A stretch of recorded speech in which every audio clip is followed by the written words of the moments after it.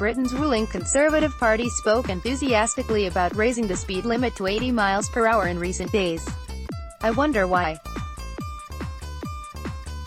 It's not as if the typical motorist, or the kids that travel on his or her passenger seats, is, in the current climate, demanding from politicians the right to drive or ride at greater speeds across our troubled motorway network, where 70 miles per hour, if you can do it, is plenty in view of the sheer density of traffic. Come to think of it, I know of no motoring or non-motoring individuals, pressure groups or companies who are seriously advocating increased limits in an era when the number of vehicles per usable mile of UK highway is among the highest in the Western world. AA calls for £1 billion diesel scrappage scheme, but to put this maybe we'll raise it to 80 miles per hour suggestion from Transport Secretary Grant Shapps into context, it's hardly new.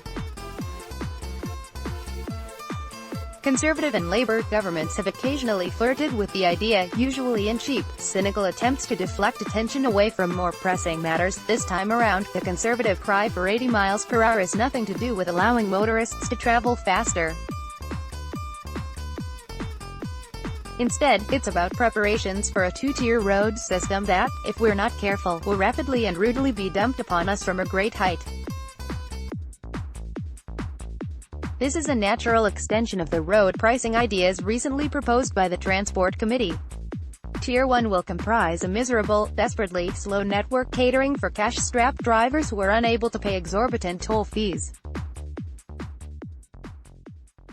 Tier 2 is likely to be happier and quicker. This is where the proposed 80 miles per hour limit kicks in, and will serve wealthy drivers who will pay a very high price for a cocktail of eye-wateringly expensive road toll fees, fines, either out of their own pocket, via their expense accounts, or, in the case of national and local politicians, thanks to income tax and/or council taxpayers who will be forced to pick up the tab.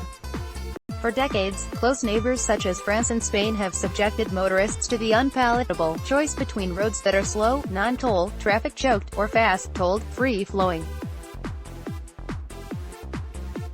And for their governments and high-income car users, this works just fine. Trouble is, for the low to mid-income motoring masses, it's a daily headache that wastes years of people's lives due to needlessly long journey times, plus unnecessary wear and tear on their vehicles, which are forced to stop and start every few minutes or seconds. Road pricing enquiry plans. It's crazy that England may adopt this European model, thereby creating one road network for the rich and another for the poor. And it's ironic that it could be adopted when we're supposed to be departing the EU, which has long championed tolling systems.